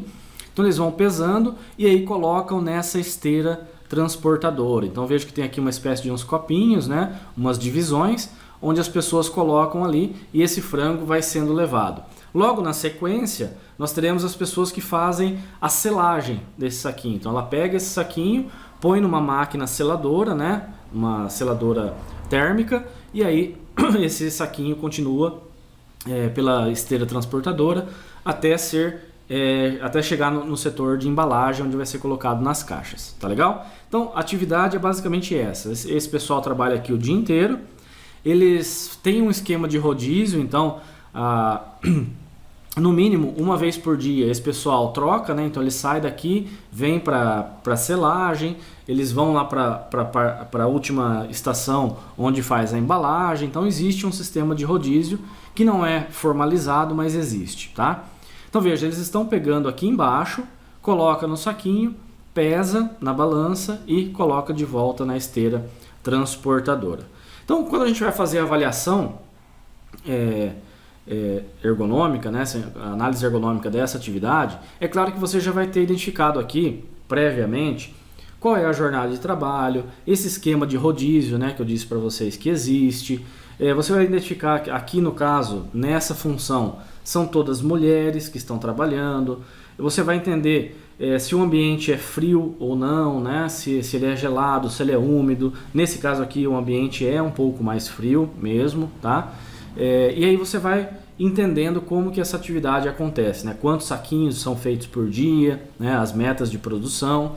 E aí aqui é claro que a gente vai fazer um recortezinho para poder pensar dentro dessa avaliação que nós estamos fazendo, quais são os itens, né? As variáveis de análise. Então vejam, aqui nós temos algumas coisas que podem ser identificadas já. Primeiro, se todo mundo está de blusa, né? Tá com o mangote aqui, ó, então provavelmente o ambiente é frio. Então, teoricamente, né, um dos fatores de risco que está presente aqui pode ser a temperatura, tá? Então, é possivelmente um dos perigos que a gente vai avaliar. Um segundo ponto. Vejam que nós temos duas questões biomecânicas aqui que são importantes. Primeiro, eles pegam o frango numa calha que está relativamente baixa. Então eles precisam fazer uma inclinação, né, do tronco, tem que abaixar para poder pegar esse produto. E aí, uma vez que o saquinho está cheio, né, que atingiu o peso, elas têm que fazer uma elevação de ombro, ó, como foi feito aqui, acima de 90 graus, para poder posicionar o frango nessa esteira transportadora. Tá? Então, ó, veja, a elevação de ombro. Ó. Então, existem essas duas questões biomecânicas que são bem importantes aqui. Para pegar o frango, eu tenho que realizar um deslocamento para frente, né? Uma flexão de tronco, muitas vezes uma lateralização, e com o ombro direito, desse lado aqui, elas fazem uma elevação acima de 90 graus, para poder posicionar o frango ali em cima. E também para pegar o saquinho, né? Para pegar o saquinho também está numa altura bem elevada. Nós temos um outro fator de risco aqui, que a gente pode também pontuar, que é a repetitividade, né? O trabalho acontece basicamente assim ao longo do dia todo. Então veja que a gente vai pontuando, é claro, como eu disse, na sua análise da atividade você vai entender quantos movimentos acontecem, de que maneira eles acontecem, se isso incomoda ou não as pessoas, se já tem afastados, né? Se tem queixas. Elas estão trabalhando, mais um fator de risco, né? Mais uma variável de análise. A postura em pé parado, né? O dia todo. Então, ficar em pé parado na mesma posição é um fator de risco importante, porque causa dores nos pés, causa dores nas costas, né? Na coluna lombar baixa. Então vejam que, por mais que pareça relativamente simples a atividade, nós conseguimos pontuar aqui diversas variáveis, né? Diversos fatores de risco, isto é, fontes potenciais de dano, que a gente vai aprofundar na nossa análise, tá legal? Então, todos esses itens, e aí vocês podem encontrar outros, né? Ah, será que o piso não é úmido, né? Nesse caso eu sei, né? Porque a gente fez essa avaliação, eu sei que o piso é úmido. Apenas pelo vídeo aqui, fica difícil de vocês identificarem. Mas se lá vocês identificaram, também é um fator de risco que tem que ser anotado, tá legal? Então você vai pontuando, ó, tudo que existe, né, relacionado, por exemplo, à biomecânica, aos fatores cognitivos, aos fatores ambientais, para que a gente possa fazer uma análise mais adequada, tá legal? Então, nesse caso aqui, nessa atividade a gente já elencou alguns fatores. E aí como que a gente vai proceder a nossa avaliação, né? Vamos lá para a nossa planilha. Bom, então aqui estamos na nossa planilha de avaliação ergonômica, tá, pessoal? Essa primeira parte aqui nós vamos pular, tá? Eu não vou preencher com vocês, né? Porque aqui é uma parte descritiva, né? Você vai colocar lá qual é o setor, o seu GHE, o posto, a função, a descrição técnica e física do posto, a descrição das tarefas, os EPIs. Aí depois tem uma parte de avaliação ambiental que você vai realizar, a sua avaliação qualitativa, né? A análise da atividade. Como eu disse, essa é a parte talvez mais importante do ergonomista, né? Entender exatamente como as coisas estão acontecendo. Depois, as evidências, né? E eu aconselho que vocês utilizem realmente o Keynovia, que é um software bem interessante. Nós teremos uma aula exclusivamente do uso do software, né? Do Keynovia. Então aqui você vai extrair as fotos para o seu relatório com as legendas, né? E aí o que a gente vai focar hoje é nessa primeira parte aqui, ó, na avaliação do risco ergonômico. Nós não vamos entrar ainda nessa questão aqui, ó, de avaliação da probabilidade, dos controles existentes, do risco puro e do risco atual, tá? Então essa aqui é uma parte mais quantitativa. Hoje o que eu quero focar com vocês é que a gente possa entender como realizar essa avaliação aqui, tá bom? Então vamos lá, naquela tarefa que a gente observou ali, ó, eu vou escolher aqui então o perigo, e aqui eu tenho os perigos, por exemplo, do E-social, tá? Todos eles listados aqui. Então uma das coisas que a gente identificou, por exemplo, é as posturas, né? A postura incômoda que a gente verificou, tanto para flexão de tronco quanto para elevação de ombro. Então aqui, por que a postura aqui é incômoda, né? Então, a partir do momento que eu listei a variável, eu vou dizer principalmente aqui, ó, o motivo. Uma vez que eu entendo qual é o motivo, quer dizer, o porquê isto é um perigo, a minha recomendação aqui embaixo ela vai ficar praticamente pronta, tá? E vamos ver, né? Então, por que a postura de ombro é incômoda? Ah, porque o trabalhador levanta o ombro. Não, tá errado. Por que ele levanta o ombro? Porque ele precisa colocar o saquinho lá em cima. E por que ele precisa colocar o saquinho lá em cima? Porque a esteira é alta. Tá? Então, ele só precisa realizar a elevação do ombro porque a esteira transportadora é alta. Então, o motivo aqui da postura incômoda é a esteira transportadora é alta, gerando elevação de ombro acima de 90 graus, tá? E veja, aqui você vai, quanto melhor você descrever aqui esse motivo, melhor, tá? Mas a postura incômoda é decorrente de uma esteira transportadora alta que vai gerar a elevação de ombro acima de 90 graus. E qual é a fonte geradora disso? Normalmente, a fonte geradora ou é o próprio processo de trabalho em ergonomia, ou é o equipamento, ou é o layout, enfim, você vai dizer qual é o aspecto principal que causa esse perigo. Tá? Nesse caso aqui, a fonte geradora é o equipamento. Tá? O equipamento, né, o design desse equipamento exige que a pessoa faça a elevação de ombro. E aqui nos danos possíveis, vejam que eu nunca vou colocar aqui em danos possíveis, pelo menos eu, Thiago, nas minhas análises, eu nunca coloco aqui, por exemplo, que essa pessoa tem risco de bursite, que essa pessoa, por exemplo, ela tem risco de uma tendinopatia do supraespinhal, tá? Por quê? Uma vez que eu coloco aqui a lesão, eu estou atribuindo um nexo, tá? Eu estou dizendo um motivo, uma consequência relacionada diretamente a uma lesão. Então, como eu, Thiago, faço? Tá? Eu coloco aqui, por exemplo, ó, disfunções de ombro. Por quê? A disfunção de ombro, ou muitas vezes o que eu coloco aqui, ó, é desconforto, tá? Ou ainda, o que eu posso colocar aqui? Desconforto e fadiga, ok? Eu nunca tento especificar demais uma patologia, uma doença, porque eu quero evitar essa condição, né, do nexo. E vejam que mesmo que essa pessoa venha a ter uma bursite, que ela venha a ter uma tendinite do supraespinhal, que é um músculo, né, aqui da região do ombro, ela vai passar primeiro pelo episódio de desconforto e fadiga. Tá? A lesão, a doença, ela só se instala, né, dentro desse processo de aparecimento, ela só se instala depois do quadro doloroso, depois da fadiga e das queixas, né, dos trabalhadores.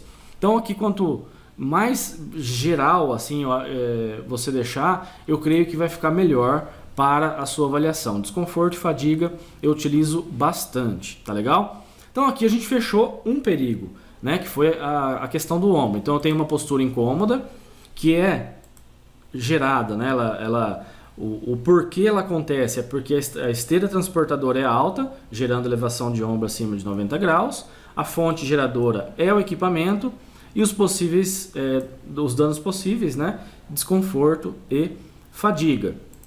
Outra coisa, né, então o que a gente identificou ali que também pode estar acontecendo? Eu tenho o risco biomecânico relacionado à flexão do tronco, eu tenho o risco, né, biomecânico relacionado ao movimento repetitivo. Eu vou pegar aqui um ambiental, tá? Por exemplo, só para a gente ver a diferença da avaliação. Mas é basicamente a mesma coisa, tá? Então vamos lá, deixa eu abaixar aqui, chegar nos itens ambientais, tá? Vamos lá. Então aqui, por exemplo, a temperatura, ok? A temperatura ali, o ambiente é mais frio, ok? Então a temperatura é um fator que a gente pode listar como sendo um fator de avaliação. Só que aí nós vamos cair num segundo ponto. As avaliações de temperatura da NR17, elas estão relacionadas às atividades que exigem níveis de atenção constante ou tarefas cognitivas. Então são basicamente atribuídas a atividades de escritório, atividades de inspeção, de laboratório e assim por diante. Nesse caso aqui específico, eu até posso realizar uma avaliação se a temperatura vai interferir nas condições ergonômicas dos trabalhadores, de conforto e segurança. Caso contrário, eu não devo utilizar os parâmetros da NR17 aqui para fazer uma avaliação dos limites de exposição. Os limites de exposição, eles estão descritos e eles são realizados pela segurança do trabalho com base lá no Programa de Prevenção de Riscos Ambientais, né, no PPRA, e também da NR15. Tá? Então, eu só vou colocar aqui uma avaliação de temperatura qualitativa ou quantitativa se eu tiver impactos disso nas questões de conforto, segurança relacionados à ergonomia. Tá legal? Outro item que a gente pode encontrar ali, ó, tá? Aqui, ó, piso escorregadio, ok? Ali, nesse setor, por ser muito úmido, o piso é realmente escorregadio. Então, existe, por exemplo, o risco de queda? Pode existir. E por que que isso acontece, né? Por que que o piso ali, ele não é irregular, mas ele é escorregadio? Porque há necessidade de lavar com frequência e também o piso não é antiderrapante, tá? Então, as duas coisas, o piso ali não é antiderrapante e por se tratar de um setor que trabalha com temperados, né? Ao longo do dia passam por ali vários tipos de produtos que são temperados, eles têm que lavar com frequência. Então saiu um lote, tem que lavar todo o ambiente, lavar todo o setor para que possa ser feita uma nova mistura. Então com frequência ali eu tenho água, né, no chão. E existe, né, o piso não é totalmente liso, mas não é um piso antiderrapante justamente porque se ele for muito áspero, vai interferir nas questões de qualidade. E aí, por que isso, na verdade, né, o que isso vai trazer para as pessoas? Então vamos lá, a fonte geradora aqui é o próprio ambiente de trabalho, né? O ambiente de trabalho e os danos possíveis. Vejam, quando você está num ambiente que é escorregadio e você precisa fazer movimentações, você naturalmente tem que se equilibrar mais, né? Você naturalmente tem que fazer um esforço maior, mais importante com os membros inferiores e, como eu disse, de equilíbrio mesmo. Então, aqui os danos possíveis também estão relacionados à fadiga muscular e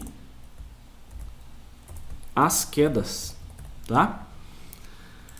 Justamente porque eventualmente essas pessoas têm que transportar também algumas caixas, né? Que, como eu disse, a gente está fazendo um recortezinho. Eventualmente essas pessoas têm que transportar algumas caixas, então elas podem cair. Elas têm que fazer maior esforço, né? Para se equilibrar quando está fazendo esse transporte. Então aqui eu vou fazendo isso com todos os perigos, né? Que eu encontrar no meu ambiente de trabalho. Então vejam que agora eu não tenho só uma avaliação descritiva, né? Eu não estou dizendo, por exemplo, só como as coisas acontecem, de que maneira, por que isso é ruim, tal. Isso tudo eu já descrevi, teoricamente, aqui na minha avaliação da atividade. Aqui eu vou descrever tudo isso, né? Por que isso é ruim, por que isso acontece, né? Quais são os aspectos negativos dessa atividade. Então, vejam, nada do que eu coloquei aqui pode ser novo, tá? Tudo que está aqui tem que ter aparecido aqui na análise da atividade, tá, pessoal? Por quê? Aqui eu vou descrever tudo o que acontece. Aqui eu vou traduzir em pontos específicos de avaliação. Num segundo momento, né, como eu disse, a gente não vai entrar aqui hoje, mas aí eu vou quantificar qual é a probabilidade, né, a chance disso acontecer. Caso isso venha acontecer, qual é o dano, né, qual é a severidade disso? Existe algum tipo de controle existente, né? Por exemplo, eu disse para vocês ali que existe um rodízio. Num certo momento elas fazem um rodízio. Então esse rodízio, ele é um controle, né, que vai mitigar esse risco, ele vai reduzir o risco existente. Se você muda biomecanicamente a tarefa, muda as necessidades da tarefa, isso é um controle administrativo efetivo, tá? Então isso vai ter que fazer parte da nossa avaliação, até que eu chego aqui realmente no risco atual, né? Qual é o meu diagnóstico dessa situação de trabalho, e aí a minha recomendação está pronta. Veja, se aqui o motivo, né, é porque a esteira é alta, qual é a minha recomendação? Eu tenho que adequar a altura da esteira. Se aqui eu vejo que os trabalhadores não podem deixar de lavar com frequência, mas o piso não é adequado. Então qual é a minha recomendação? Um piso adequado. Então quanto melhor é a minha descrição aqui, o entendimento do motivo, do porquê isso se traduz num perigo, a minha recomendação está praticamente pronta.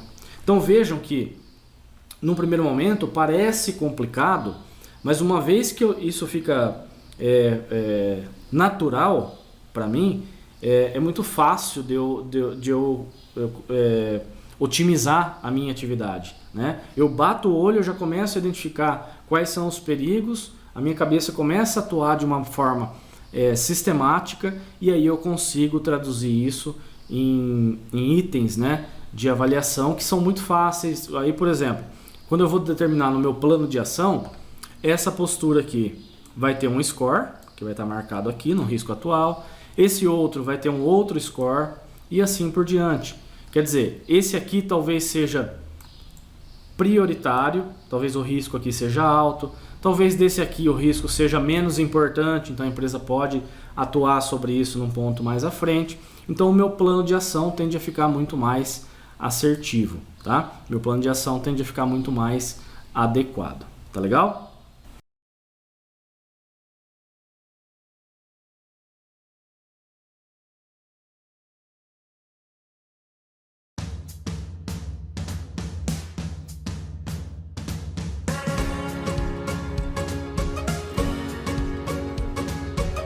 Olá, seja bem-vindo a mais uma aula de ergonomia, nessa série que a gente tem produzido conteúdos voltados para a prática do profissional, trazendo instrumentos, meios para que você possa otimizar a sua atividade de trabalho. O nosso tema de hoje, nós vamos falar sobre a avaliação de iluminação da NHO11 e nós vamos falar especificamente, mais a fundo sobre a análise preliminar que consta na norma, tá legal? Então, sem enrolação, vamos diretamente para a nossa aula, tá legal? Então, o primeiro ponto é que a avaliação de iluminação, a avaliação de iluminância pela NHO11, ela demanda algumas etapas. Nós temos que fazer realmente uma avaliação mais direcionada, nós temos que ter uma avaliação mais precisa, justamente para abordar todos os aspectos da norma. Então não é só ir para o posto de trabalho e avaliar quantos lux a sua lâmpada, o seu sistema de iluminação está fornecendo. Isso é o que a gente fazia basicamente na norma anterior, que era 5413. Atualmente não é mais assim que funciona. Então nós temos uma etapa de avaliação preliminar ou de avaliação qualitativa e nós temos uma etapa de avaliação quantitativa. As duas devem ter o mesmo peso, tá? Devem ter o mesmo o mesmo intuito, que é diagnosticar se aquela situação de trabalho ela está adequada ou não segundo esses parâmetros da norma e principalmente para a atividade de trabalho dos trabalhadores. Então vou trazer aqui alguns pontos justamente para a gente poder contextualizar e depois a gente vai para a planilha também para poder fazer essa avaliação, tá legal? Então, a avaliação preliminar é você entender, dentro daquele contexto em que se insere a atividade, quais são as características principais, em relação ao tipo de iluminação, se é uma lâmpada fluorescente, se é uma lâmpada de LED, se é uma lâmpada incandescente. Então é importante que você faça esse mapeamento. Você vai identificar se nesse ambiente de trabalho tem áreas de sombras, onde você pode ter, por exemplo, a luz do ambiente adequada, a luz na tarefa adequada, mas em alguns pontos em que os trabalhadores executam algumas atividades, pode ter áreas de sombra. Então é importante que a gente identifique esses fatores, a aparência de cor, contraste, a gente vai falar sobre tudo isso. Essa avaliação qualitativa, que é essa análise preliminar, ela consta no anexo 2 da NHO11. Nós temos aqui vários itens, na planilha vocês têm isso bem delimitado, inclusive para fazer uma descrição correta desses itens e partir para ação, inclusive se for o caso, tá? Mas é importante que a gente faça essa avaliação preliminar e somente após essa avaliação a gente vai para as medidas quantitativas, tá legal? Então é importante entender como esse ambiente se apresenta, essa situação de trabalho, como ela se apresenta para os trabalhadores e aí em seguida a gente faz essa avaliação de iluminação, tá legal? Então o primeiro item que a gente vai avaliar, eu separei alguns aqui mais importantes, e lá na planilha a gente tem mais, mas é importante da gente entender se a lâmpada ela está cintilando ou não. Então o que seria isso, Tiago, o que é essa cintilação? Quando você, por exemplo, está na sua casa lá e você liga um equipamento eletrônico, você liga, por exemplo, o chuveiro da sua casa e a lâmpada dá aquela diminuída na sua capacidade de iluminação, isso acontece por conta da rede elétrica, se ela está bem instalada ou não, se tem uma tensão adequada ou não, mas o fato é que às vezes o que acontece é isso, você liga lá o chuveiro, liga o micro-ondas da sua casa e a lâmpada ela dá uma murchada, ela dá uma diminuída. Isso é um efeito de cintilação. Quando a lâmpada, principalmente as lâmpadas antigas, as lâmpadas incandescentes, quando elas estão desgastadas, elas tendem a ter esse efeito de cintilação. Isso pode ser decorrente da rede elétrica ou pode ser decorrente da própria lâmpada, tá? Esse tipo de efeito ele não deve ser permitido no ambiente de trabalho, porque ele vai afetar diretamente a qualidade do trabalho das pessoas, inclusive da sua avaliação, vai afetar diretamente, tá? O efeito estroboscópio. Para a gente entender, quem é mais jovem, ou quem gosta de ir para para as festas, né, para as baladas. Então, geralmente quando você vai para uma festa, tem aquele strobo, né, que fica piscando e dá aquele efeito legal, né, para quem está dançando e tal. O efeito estroboscópio é justamente isso. Aqui nesse exemplo, né, nessa foto, eu coloquei uma imagem em que a gente observa uma lâmpada, né, uma luz sendo jogada para o ventilador. Conforme o ventilador gira, ele vai dar o efeito, a hora a luz está mais forte, a hora a luz está mais fraca, então ela vai ficar piscando. Então esse efeito estroboscópio, ele é extremamente ruim, né, para o trabalhador, ele é extremamente cansativo, né, para o nosso sistema visual, e ele deve ser combatido e é fácil da gente identificar, né? Eu já presenciei em vários lugares, né? O trabalhador muitas vezes ele trabalha numa atividade em que exige um nível de atenção importante, né? Numa inspeção, por exemplo, de qualidade, e tem esse efeito de estrobo, né? Esse efeito estroboscópio. Então, esse tipo de lâmpada precisa ser trocada, tá legal? É importante que você identifique também o tipo de lâmpada. Na maioria das vezes, né, ou na maioria dos casos atualmente, nós temos encontrado cada vez mais as lâmpadas de LED, por vários motivos, né? Pelo nível de luminância, né, dessas lâmpadas serem melhor, né? Cada lâmpada, quando você pega compra uma lâmpada, se você observar na caixinha dela, ele vem uma informação que é o IRC, que é o índice de reprodução de cor. Quanto maior for esse IRC, melhor é a qualidade de reprodução de cor da lâmpada, tá? Então, para efeito das normas, você vai encontrar inclusive na tabela lá de avaliação, só que isso já é uma avaliação quantitativa, tá? Esse IRC, para a grande maioria das atividades, ele deve ser acima de 80. É um índice que vai de 0 a 100, tá? Então, para a maioria das atividades, ele deve ser acima de 80. Então, já é uma dica de imediato, né? Se você for comprar uma lâmpada, né, para sua empresa, para o seu ambiente de trabalho, procure comprar lâmpadas que tenham esse IRC acima de 80. Porque mesmo que você tenha uma atividade eventual naquele local, quanto maior é esse número, significa que melhor é a reprodução de cor. Então, melhor vai ser a reprodução do verde, do vermelho, do azul. Então, das cores, elas serão apresentadas para o nosso sistema visual de uma maneira mais adequada, tá legal? Outra coisa que é importante você identificar, e a gente vai falar na sequência, é a temperatura de cor. E isso está relacionado diretamente ao tipo de lâmpada que você utiliza. Em geral, as lâmpadas mais antigas, né, incandescentes, elas têm uma temperatura de cor muito diferente em Kelvin, à medida que se dá em Kelvin, do que as lâmpadas de LED ou as lâmpadas brancas que nós temos atualmente, tá? Então, primeiro ponto, eu vou identificar qual é o tipo de lâmpada desse ambiente. É uma lâmpada fluorescente, é uma lâmpada incandescente, é uma lâmpada de LED. Desse modo, eu já tenho esse primeiro mapeamento.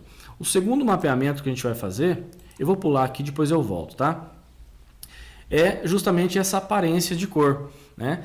E aqui nós temos essa zona de transição de cor, essa aparência de cor relacionada diretamente, ó, a esse número aqui, ó, que é a temperatura.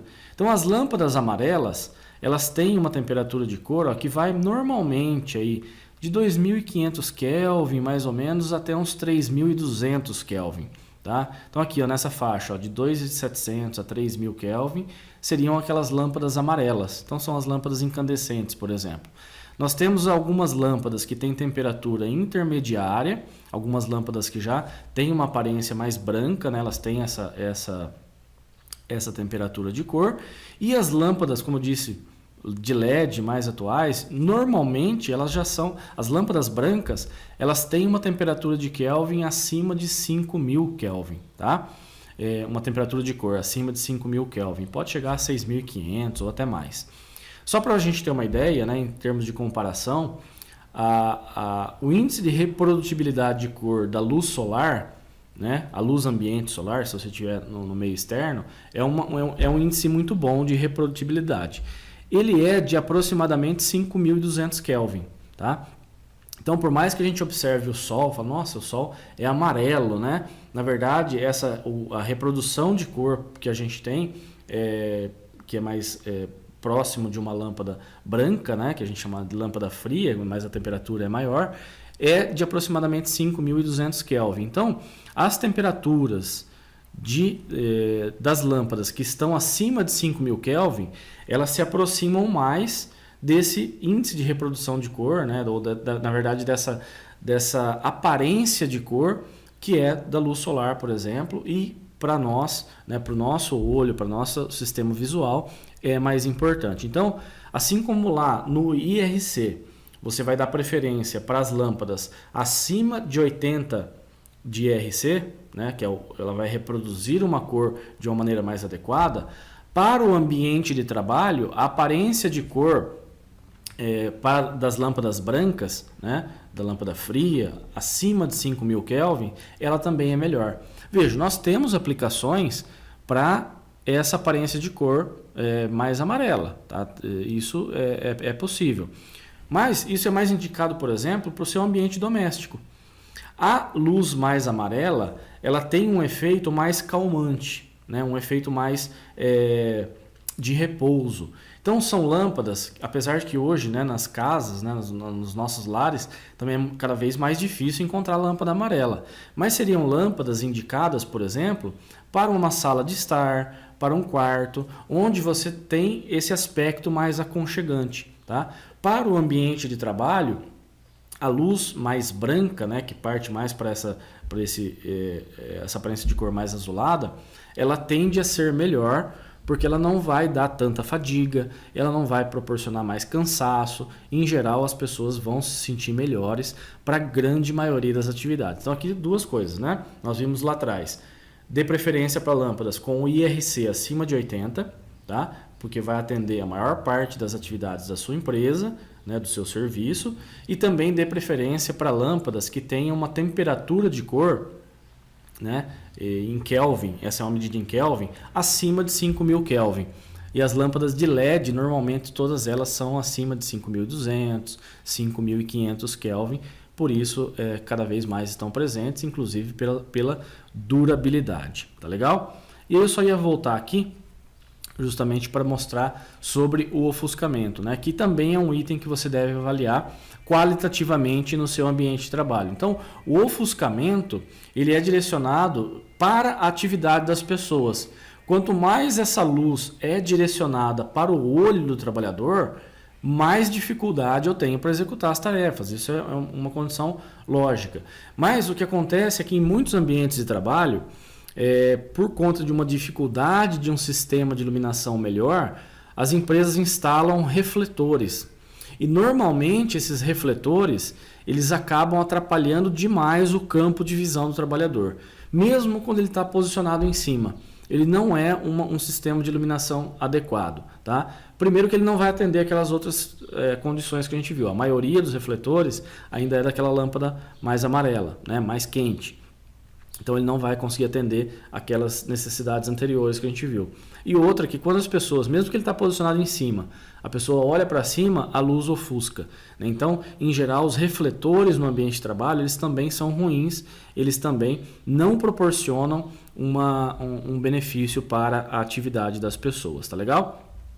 E aqui, só para complementar, pessoal, eu coloquei aqui, ó, zonas de transição, porque é importante você considerar que se a pessoa trabalha num ambiente mais escuro ou num ambiente muito iluminado, o ideal é que você tenha uma zona de transição para que essa pessoa consiga se adaptar, né? O seu sistema visual consiga se adaptar aos poucos. É a mesma coisa quando você está, por exemplo, fora da sua casa, né? E está muito claro, né? O sol está muito forte. E você entra, né, na sua casa e num ambiente mais escuro, a sua visão fica toda embaralhada. Então esse efeito, se o trabalhador faz uma transição em uma zona que não tem riscos ali presentes, né, de acidente, riscos ambientais, tudo bem. Mas é imprescindível que se eu saio de um ambiente, eu tenho uma escada, por exemplo, eu preciso ter uma zona de transição para que dê tempo do meu campo visual se adaptar e eu não tenha esse risco, né, presente na minha atividade. Tá legal? Então é isso que seria a zona de transição. E o anexo 3, que a gente vai falar agora, é justamente a planilha, né? Nós temos dois momentos na planilha. Nós temos um item uma aba onde você tem todos os itens para consultar, né, da norma, dessa análise preliminar, e numa segunda aba nós temos isso de maneira concentrada, mais enxuta, que é um checklist que você pode levar para o seu ambiente de trabalho. Tá legal? Então vamos lá para a planilha. Bom, pessoal, então aqui nós estamos na planilha, né? A nossa planilha de análise preliminar. Então aqui na aba aqui embaixo nós temos a verificação de inconsistências, onde você tem todos os itens da norma, né? Inclusive dizendo qual que é o aspecto que você vai avaliar, como que você pode fazer essa verificação e as recomendações, inclusive, né? Substituição de lâmpadas, limpeza de luminárias, redução, né, do espaço das luminárias, enfim, aqui você tem as recomendações de como isso pode ser resolvido. Então, você tem uma planilha aqui que pode levar para campo, para dizer sim ou não para cada um desses aspectos, e aqui nas observações, nas recomendações, você pode utilizar, inclusive, isso que a norma te traz, tá? De como você pode resolver cada um desses aspectos, tá legal?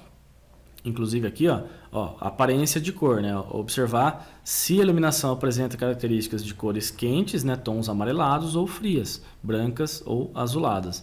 E aí você substituir, a recomendação é você substituir, por exemplo, as lâmpadas por um tipo de lâmpada que seja adequado para aquela tarefa que você está avaliando, tá? Então aqui você tem os itens da norma e aqui você tem a planilha de campo. Então como que a gente vai utilizar essa planilha, né? Como que vocês devem utilizar?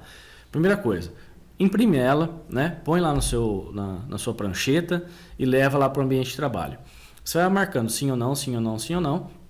Na planilha que vocês têm, os nossos alunos, né, da Academia do Ergonomista, que tem no curso de avaliação ambiental, isso já está também resumido para você apenas ticar na sua planilha de avaliação.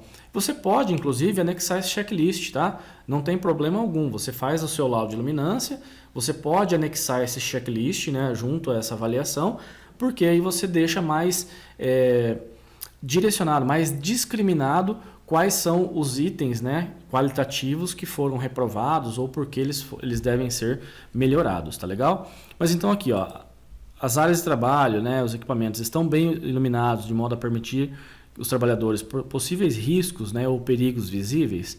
Então, se eles conseguem, né, no seu ambiente de trabalho, é fácil identificar onde tem perigo, onde tem risco, os equipamentos eles conseguem enxergar de uma maneira adequada.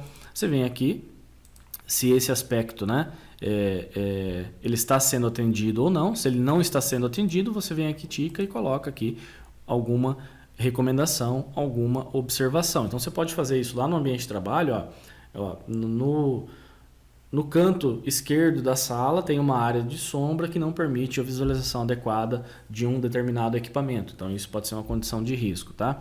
Se aqui, ó, o sistema de iluminação permite a boa visualização da sinalização de segurança. Se atende, sim, mas se não, por exemplo, ó, tem uma placa lá que está marcando saída de emergência.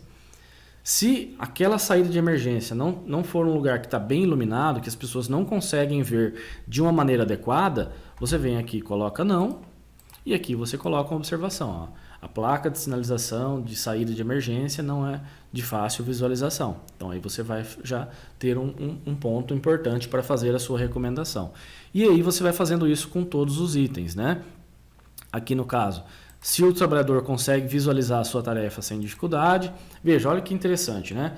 Pode ser que o seu ambiente esteja adequado, o nível de luminância na tarefa dele também esteja adequado, por exemplo, 300, 500, 400 lux, dependendo da tarefa que você está analisando.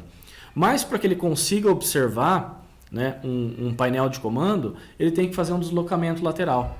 Né? Ele tem que olhar, ele tem que se aproximar, ele tem que olhar de uma maneira distinta. Então, quer dizer, o ambiente quantitativo está adequado, mas qualitativamente não. Porque ele não tem uma visão adequada do seu campo de trabalho. Então aí você marca aqui que não e também faz uma observação. Se você verificou a necessidade de uma iluminação específica ou suplementar, tem lugares, né, em que é necessário você ter iluminação do ambiente e no posto de trabalho você ter uma iluminação suplementar.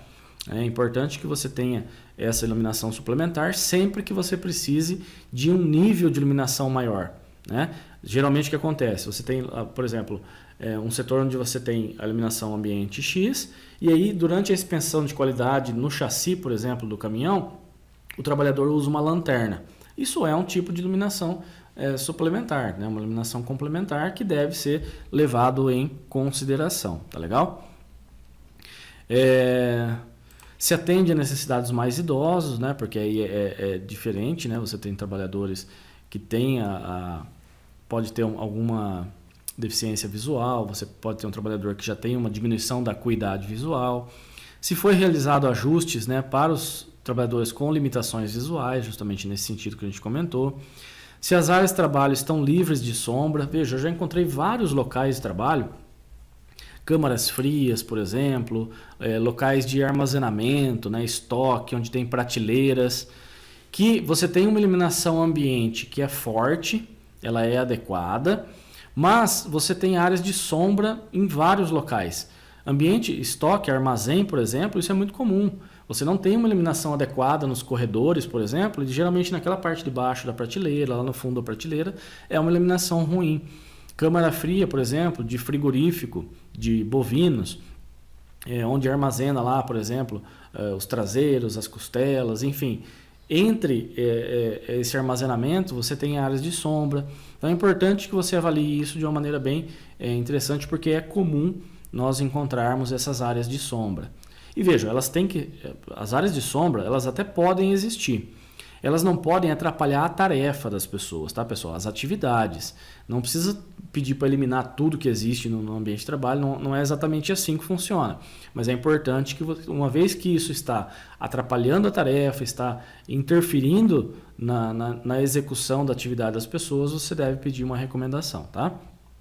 Se está livre do efeito estroboscópio, né, como a gente falou, cintilações, se a tarefa, né, exige algum ajuste de intensidade, né, se é preciso que eventualmente você tenha uma luz mais forte ou mais fraca, se telas de computadores, monitores, mostradores, painéis de comando, se tudo isso está livre de ofuscamento. Porque às vezes, dependendo da posição da iluminação, ela vai incidir diretamente na tela. E aí você tem uma dificuldade muito grande, porque vai promover uma fadiga maior, vai trazer um cansaço, enfim, vai trazer desconforto para as pessoas. Tá? Principalmente em ambiente administrativo, quando as janelas não são bem posicionadas em relação aos monitores. Se eles têm, né, tempo suficiente para as suas tarefas visuais, né, isso para painéis de comando, se o contraste, né, está adequado, aquelas zonas de transição que a gente falou, se as bancadas, né, superfícies são limpos regularmente. E por que isso interfere? Porque se eu tenho uma bancada que ela precisa ser branca, justamente para auxiliar na acuidade visual, se essa bancada vai ficando amarelada, se ela está suja, se ela está impregnada, isso diminui a minha acuidade visual. Então é preciso que as superfícies também estejam limpas, caso isso seja um requisito da tarefa, tá? Se as lâmpadas são substituídas de imediato, veja, é muito comum, né? Quando a gente está fazendo a avaliação, o laudo de iluminância, avaliação ambiental, na NR17, a gente encontra com frequência lâmpadas queimadas. Aí você pergunta para a pessoa, nossa, quanto tempo está queimado? Nossa, nem sei, faz muito tempo que ninguém vem trocar isso aí. Por quê? Uma lâmpada num setor administrativo muitas vezes não faz tanta diferença assim.